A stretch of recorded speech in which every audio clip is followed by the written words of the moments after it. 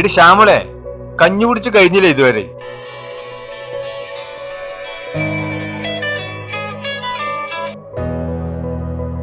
Hello, ആരാ? അമ്മ, ഇത് ഞാനാ അമ്മേ. നിനക്കെങ്കിലും ഒന്ന് വിളിക്കാൻ തോന്നിയല്ലോ മോളെ. അമ്മേ, പിന്നെ ഭയങ്കര വിഷമത്തിലാ അമ്മേ ഞങ്ങളുള്ളേ. ലോക്ക്ഡൌൺ തുടങ്ങിയന്നു മുതലേ ഏട്ടന് പണിയില്ല. കഞ്ഞി കുടിക്കാനൊരു ചമ്മന്തി പോലും ഇല്ല. ഇവിടെയും അങ്ങനെ തന്നെയാ മോളെ. ഇപ്പൊ കഞ്ഞി കുടിച്ചോണ്ടിരിക്കുക. അരിയാണെങ്കിൽ തീരാനായി. 2-3 ദിവസത്തേക്കുള്ള അരിയേ ഉള്ളൂ. അത് തീർന്നു കഴിഞ്ഞാൽ ഇനി എന്ത് ചെയ്യുമെന്ന് എനിക്കറിയത്തില്ല. എന്ത് ചെയ്യും മോളെ, എല്ലായിടത്തും അങ്ങനെ തന്നെയാ. കുട്ടികളുടെ വിശേഷം എന്താ? അവര് പുറത്തുണ്ട്. എല്ലാവരും കഷ്ടപ്പാടില്ല. ആരും ഒരു സഹായവും ചെയ്യുന്നില്ല. അമ്മയ്ക്ക് റേഷൻ കടയിൽ നിന്ന് കിറ്റ് കിട്ടിയോ? അതും തീർന്നു. അതും തീർന്നോ? ഇവിടെ ഒരു കിറ്റ് ഒന്നും കിട്ടിയില്ല അമ്മേ. എടി, നീയല്ലാതെ നിന്റെ പിശുക്കത്തി മോളെ വിളിക്കോ? നിങ്ങളൊന്നും മിണ്ടാതിരി മനുഷ്യ, അവള് പാവോ.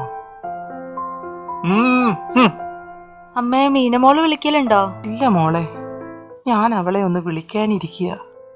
1000 രൂപ അവളോട് വാങ്ങണം. എനിക്ക് കുറച്ച് കഷായം വാങ്ങിക്കാനാ. എന്നാ ശരി അമ്മേ, ഞാൻ പിന്നെ വിളിക്കാം. ഇനി വിളിച്ചോണ്ടിരുന്ന പൈസ കൊടുക്കേണ്ടി വരും ആ തള്ളക്ക്.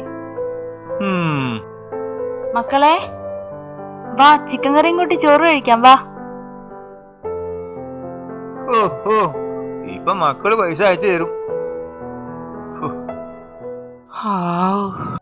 എടി, നിനക്ക് വല്ല സൂക്കേടും ഉണ്ടോ? നമ്മളെയൊക്കെ ഇനി ആര് നോക്കാനാ?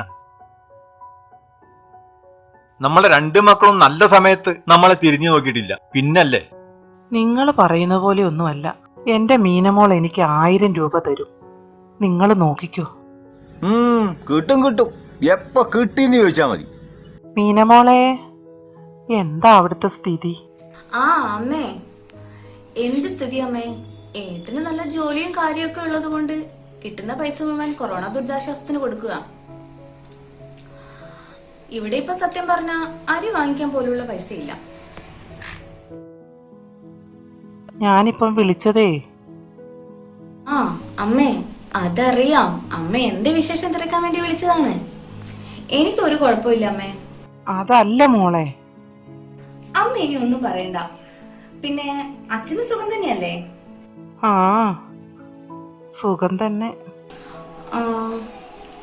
അതെ, പുറത്ത് ആരോ വന്നു തോന്നും. ഞാൻ അമ്മയെ പിന്നെ വിളിക്കാം കേട്ടോ.